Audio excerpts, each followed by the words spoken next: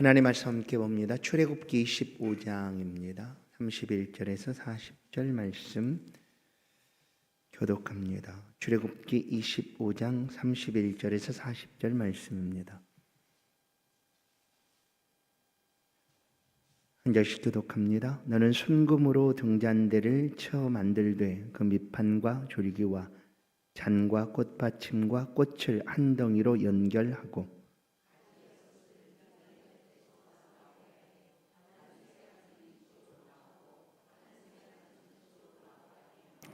이쪽 가지에 살구꽃 형상의 잔 셋과 꽃받침과 꽃이 있게 하고 저쪽 가지에도 살구꽃 형상의 잔 셋과 꽃받침과 꽃이 있게 하여 등잔대에서 나온 가지 6을 갖게 할지며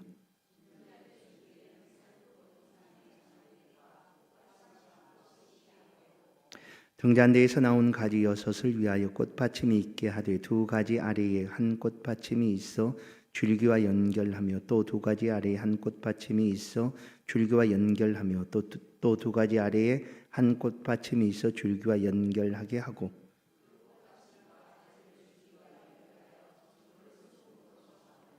등잔 7을 만들어 그 위에 두어 앞을 비추게 하며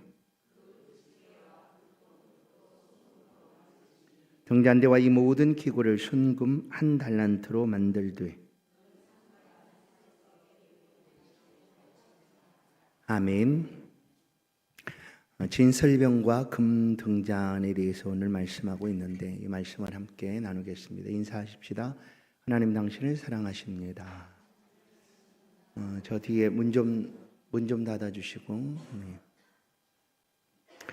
출애굽기 25장부터 40장까지 내용은 말씀드린 대로 성막에 관한 내용들입니다.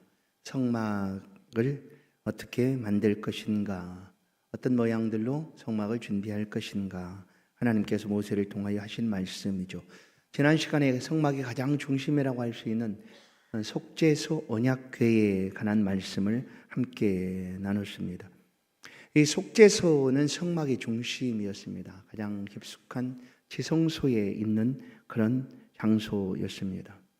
오늘 하나님께서 금등잔 그리고 진설병을 두는 그곳은 이제 지성소 앞에 성소입니다. 그러니까 성막을 만들고 그 다음에 이제 번제단, 제물을 잡는 번제단이 있고 그 다음에 성소가 있고 그 다음에 지성소가 있는데 오늘 만들게 하시는 이 진설병상 그리고 금등잔은 지성소 바로 앞에 두도록 한 그런 성물 기구들이었습니다. 우리가 읽지는 않았는데 앞부분을 먼저 잠깐 보겠습니다. 곧 진설병을 두는 상을 만들라라고 하나님 말씀합니다. 이건 역시 진설병은 떡을 올려두는 그런 상입니다. 조각목 나무로 만들고 똑같이 금으로 입히고 그다음에 이것도 이제 레위인들이 이동할 때 옮길 수 있도록 이제 옆에 고리들을 만들고 그것을 꿰 수 있는 채도 똑같이 이제 나무로 만든 후에 금으로 싸도록 그렇게 해서 이제 이 진설병도 옮겨갈 때 쉽게 옮겨갈 수 있도록 그렇게 준비를 하도록 합니다. 그러면 이 진설병은 무엇인가? 이 진설병의 다른 뜻은 임재의 떡이라는 그런 의미를 가집니다. 임재의 떡입니다. 무엇의 임재인가? 하나님 앞에 항상 놓여있는 떡이다. 그래서 진설, 항상 있는 떡, 진설병. 하나님 지성소 앞에 놓게 하시는 그 떡이 바로 이 진설병이다라는 거예요. 진설병은 12줄로 12개로 2줄씩 6줄을 이렇게 놓도록 했습니다. 오늘 25장 30절을 보면 상위에 진설병을 두어 항상 내 앞에 있게 할지니라. 항상 내 앞에 있게 할지니라 라고 얘기합니다. 그러니까 지성소 바로 앞에 이 진설병을 두는 장소가 있습니다. 그리고 진설병을 두고 그리고 반대편 그러니까 남쪽에는 진설병을 두고 북쪽에는 오늘 금등잔을 둡니다. 그리고 그 가운데는 금 향로를 이제 금 향단, 금으로 만든 향단을 놓고 그곳에 이제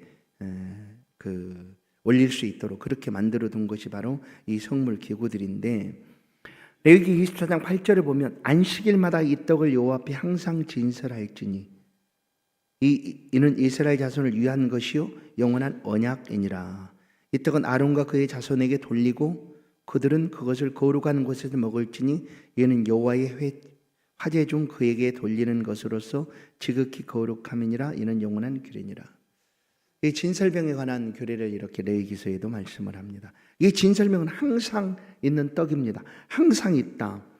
이것에 대한 의미가 오늘, 이 진설병에 대한 의미가 오늘 우리 가운데 어떻게 다가오는가. 항상 하나님 지성소 앞에 항상 두도록 하는 떡이 바로 이 진설병. 이것을 영원한 규례로 하나님이 이스라엘 백성들에게 행하게 하십니다. 그리고 이것은 거룩한 떡이니까 제사장 외에는 먹을 수 없도록 하나님께서 구별하여 두었다라는 거죠. 그러면 오늘날 이 진설병 우리 가운데 있는가? 어디가 있어요? 진설병이 없지 않습니까? 오늘날 이 진설병의 의미를 우리가 어떻게 우리의 신앙의 삶 속에 만나야 하는가, 만나게 되는가 하는 거죠. 그것은 이 진설병의 의미는 오늘날 그리스도 예수를 예표하고 있다라는 것으로 우리가 알 수가 있습니다. 예수 그리스도, 구약의 여러 가지 사건이나 또한 여러 가지 법 제도도 마찬가지입니다. 언제나 구약 속에서 보여주고 있는 단 한 사람은 바로 메시아죠. 예수 그리스도를 보여주고 있습니다. 이 진설병도 마찬가지다라는 거예요. 그러면 이 진설병에 대해서 예수님께서 우리 가운데 직접적으로 하신 말씀이 있는가? 잘 들어보시면 이 진설병이다라는 그런 표현을 쓰진 않았지만 이 진설병은 임재의 떡입니다. 항상 있는 떡이에요. 항상 있는 떡. 항상 있도록 그곳에 두게 하신 떡인데, 요한복음 6장 35절을 보면 예수께서 이르시되 나는 생명의 떡이니 라고 말씀합니다. 내게 오는 자는 결코 줄이지 아니할 터이요 나를 믿는 자는 영원히 목마르지 아니하리라. 바로 항상 두는 떡처럼 예수 그리스도는 생명의 떡이다라는 거예요. 하늘로부터 내려오신 생명의 떡이다라고 자신을 친히 우리 가운데 말씀을 합니다. 왜냐하면 우리가 이 떡을 먹고 생명을 얻기 때문이죠. 임재의 떡 진설병처럼 예수 그리스도는 우리 가운데 생명의 떡으로 오셨다. 요한복음 6장 50절도 이는 하늘에서 내려온 떡이니 사람으로 하여금 먹고 죽지 아니하게 하는 것이니라. 하늘로부터 내려온 떡, 사람으로 먹고 죽지 않게 아니하는 것이다. 나는 하늘에서 내려온 살아있는 떡이니 사람이 이 떡을 먹으면 영생하리라. 내가 줄 떡은 세상의 생명을 위한 내 살이니라 하시니라. 그러니까 이 거룩한 떡을 하나님께서는 항상 있도록 그 속죄소 앞에 두도록 말씀을 하셨는데, 이것은 이스라엘 백성들을 하나님이 언제나 마주보고 그들을 위하여 역사하고 계신다라는 의미도 담고 있습니다. 그런데 예수 그리스도를 통하여 이 진설병이 곧 예수 그리스도의 생명, 곧 생명의 떡이다라는 사실을 우리로 하여금 알게 한다라는 것이죠. 그래서 우리는 오늘도 이 예수 그리스도를 먹음으로 생명의 떡을 우리가 취함으로 살아가고 있는 거죠. 영생을 얻는 그런 생명의 떡 예수 그리스도이시다라는 것을 구약의 성막 제도 속에 진설병이 예표하고 있다. 오늘 본문 속에서 이제 두 번째 금 등잔을 말하는데, 이 금 등잔은 나무로 만들지 않게 하고 한 달란트의 금으로 통으로 만들도록 합니다. 왜 나무로 만들지 않도록 했을까? 다른 것은 조각목을 만들고 그것으로 이제 금을 쳐서 그 조각목들을 싸도록 했는데, 이 금 등잔에 대해서는 그냥 온전히 금으로 다 만들도록 합니다. 어느 정도의 양을 만들게 하는가 하면 금 한 달란트, 39절을 보면 금 한 달란트, 순금 한 달란트로 만들라. 순금 한 달란트가 어느 정도의 무게일까? 약 34kg 정도 됩니다.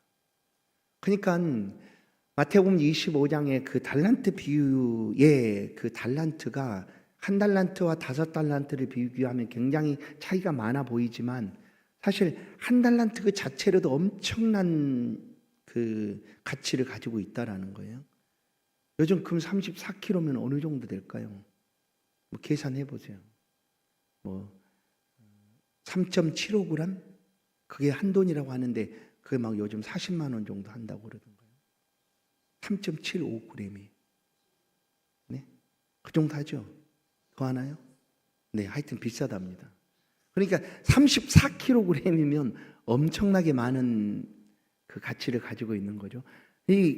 오늘 그 금등잔을 만들 때 다른 조각목을 만들고 이렇게 금으로 싸도록 한 게 아니라 이 금등잔은 하나로 그 한 달란트의 금을 가지고 다 쳐서 만들라라고 하는 거예요. 그러면 이 말한 대로 만들 수 있다라는 사람이 대단한 거 아니에요. 그 사람들이 누구냐? 하나님이 특별하게 은사를 베풀어 주신 오홀리압과 부살릿이라는 사람들이었습니다.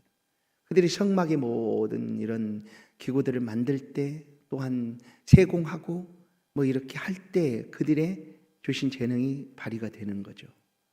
오늘 이 금등잔을 만들게 하시는데 금등잔은 기둥 하나에 6가지 좌우로 이렇게, 여러분 인터넷에 그냥 딱 쳐보면 금등잔이라고 쳐보면 이렇게 환하게 잘 보일 수 있어요. 아주 쉽게 볼 수 있습니다. 가서 한번 보시면 이렇게 생긴 거구나 알 수가 있습니다. 31절을 보면 밑판, 줄기, 잔, 꽃받침, 꽃 이런 모든 것이 한 덩어리로 연결되게 만들라라는 거예요. 그러니 이 금등잔이 놓여있는 장소가 어디라고 말씀했습니까? 바로 지성소 앞이에요. 성소에, 그러니까 언약궤가 놓여있는 바로 앞에 한쪽 남쪽에는 진설병을 두는 상이 있고 또 반대쪽 북쪽에는 이 금등잔을 두게 했다라는 거예요. 그러면 37절을 보시면 등잔 7을 만들어 그 위에 두어 앞을 비추게 하며 이거예요. 이 금등잔을 만들게 하시는 그 이유가 뭐냐면 비추도록 하라는 거예요. 앞을 비추게 하라. 이 성소는 그야말로 빛이 없는 곳입니다. 빛이 없어요. 왜냐하면 자연빛이 들어올 수 없는 곳이에요. 왜냐하면 그 해달의 가죽이라든지 이런 것들로 다 이렇게 그 성막을 다 이렇게 덮기 때문에 창이 없잖아요. 그래서 빛이 들어오지 않아요. 그래서 깜깜하고 어둠 속에 있을 수밖에 없는 상황 속에 하나님이 금등잔을 만들게 하시고 그것을 비추도록 하라는 거예요. 창이 없는 그 성막을 이 등잔을 통해서 빛을 비추게 하라라는 것이 금등잔을 두게 하시는 이유다. 출애굽기 27장 21절 아론과 그의 아들들로 회막안 증거기 앞 휘장 밖에서, 휘장 지성소로 들어가는 휘장 바로 앞에 두는 거니까 저녁부터 아침까지 항상 여호와 앞에 그 등불을 보살피게 하라. 이는 이스라엘 자손이 대대로 지킬 규례니라. 그래서 제사장 중의 역할 가운데 이 등불을 꺼트리면 안 되는 일이었어요. 꺼지지 않도록 항상 켜지도록. 그럼 등불이 켜지려고 하면 어떻게 합니까? 살펴야죠. 그리고 기름이 있는지 기름이 부족하지 않는지 언제나 살피고 보충해서 꺼지지 않도록 하는 것이 제사장의 역할이기도 했다. 왜냐하면 비춰야 되니까 그 어두운 성소 안을 이 빛이 비춰야 된다라는 거예요. 그러면 금등잔이 비추고 있는 그 의미가 무엇일까? 빛을 비추고 있다라는 것은 무엇일까? 이것은 첫 번째는 하나님의 임재를 보여줍니다. 하나님의 임재. 하나님이 항상 이곳에 계신다라는 거예요. 하나님이 이곳에 임재하고 계신다. 하나님 임재를 이 금등잔은 우리 가운데 보여주고 있습니다. 왜냐하면 하나님께서 이 세상을 만드실 때 가장 첫 번째 창조가 뭡니까? 빛이 있으라 하심에, 빛이 있으라 하심에 빛이죠. 빛. 하나님. 그리고 예수님이 이 땅에 오실 때 자신을 소개할 때 나는 세상의 빛으로 왔다라고 얘기하잖아요. 내가 빛으로 왔으나 자기 땅에 자기 백성들에게 왔으나 근데 올 때 빛으로 왔다고 얘기해요. 빛이에요. 그러니까 이 금등잔을 성소 안에 켜게 하신 것은 비추도록 하는 의미다. 첫 번째는 그 비추는 빛이 어떤 의미인가? 하나님의 임재를 나타내고 있다는 거예요. 하나님이 이 금등잔의 빛을 비추는 것처럼 언제나 그곳에서 그들을 비추시고 있다라는 의미입니다. 두 번째는 하나님의 인도하심입니다. 인도. 이스라엘 백성들이 광야를 지날 때에 무엇을 보고 그들이 앞길을 향하여 행진하고 나아가게 되었을까? 그것은 하나님의 인도하심 따라죠. 근데 그 인도가 어떻게 인도하고 계셨는가? 낮에는 뭐예요? 구름 기둥이에요. 밤에는 불 기둥. 하나님의 인도하심이요. 주의 말씀은 내 발에 빛이요 내 길에 등불입니다. 하듯 시편에 있는 말씀처럼 하나님이 비춰주시는 그 빛을 향해서 나아가고 있었다라는 거예요. 그래서 이 금등잔이 성소에서 비추고 있다라는 것은 하나님의 인도하심을 나타내고 있습니다. 하나님의 인도하심. 빛 가운데로 우리로 하여금 나아갈 수 있도록 밝게 비추고 있는 이 금등잔. 또 마지막 세 번째는 이 비추시는 빛은 생명의 빛을 나타내고 있다. 생명의 빛. 여기 금등잔을 만들 때 우리가 쭉 읽었지만 아로 새기는 그 모양이 뭘 새기게 합니까? 뭘 새기게 해서 어떤 꽃을 새기도록 얘기합니까? 살구꽃이요. 살구꽃. 살구꽃을 하나님이 콕 집어서 그 금등잔에 아로 새기게 합니다. 성경 속에서 이 살구꽃은 어떤 의미를 가지는가 하면 생명의 상징을 나타냅니다. 생명의 상징, 생명. 그래서 이 금등잔에 비춰주는 이것은 생명에 비친 것을 우리 가운데 보여주고 있다. 민수기 16장을 가면 이런 내용이 담겨져 있습니다. 그 16장에는 15장부터 이제 모세와 아론의 지도력에 대해서 반기를 드는 세력이 나타납니다. 고라, 다담, 아비람 하는 그런 사람들이 하나님이 너에게만 나타나셨느냐, 우리에게도 임하지 않았느냐. 물론 그랬어요. 그들의 대표자가 호렙산으로 올라갈 때, 시내산으로 올라갈 때 하나님이 그 백성의 대표 70인의 장로들을 데리고 갔었으니까 그때 그들도 하나님의 임재를 그곳에서 목격하게 했습니다. 그것을 가지고 그랬는지 그들이 모세를 향하여 반기를 듭니다. 왜 우리가 너의 말만 들어야 되느냐 하고 반기를 들죠. 그래서 어떻게 됐습니까? 땅이 갈라져서 그 반역했던 사람들을 다 삼켜버렸죠. 그 과정 속에서 모세가 하나님께서 택한 사람이 누구인가를 그들 가운데 보여주고 있는 한 사건이 있습니다. 그래서 뭐냐면 이스라엘 12지파를 부르고 12지파의 대표자들의 지팡이를 가지고 오라고 얘기합니다. 그러니까 12지파, 12명의 대표자들의 지팡이를 다 가지고 옵니다. 그들은 목축업을 하는 사람들이니까 지팡이가 있었죠. 길잡이도 될 수 있고 또 인도하는 그런 치리하는 그런 지팡이도 될 수 있고 대표자들이 다 가져옵니다. 그리고 이스라엘은 사실 12지파지만 빠져있는 한 지파가 누굽니까? 레위지파죠. 레위지파잖아요.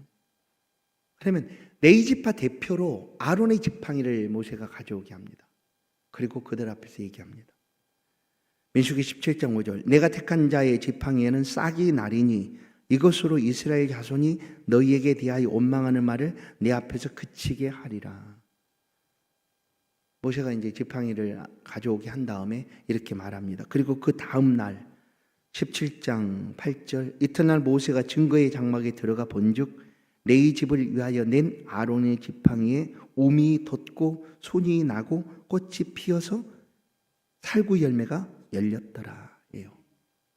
그 아론의 지팡이가 이제 하룻밤 사이에 꽃이 피고 순이 나고 꽃이 피고 열매까지 맺힌 거예요. 하룻밤 사이에. 그래서 이제 하나님이 택한 자가 누구인가를 그 사건을 통하여 보여주게 되죠. 그때 아론의 지팡이에서 난 그 열매가 살구 열매잖아요.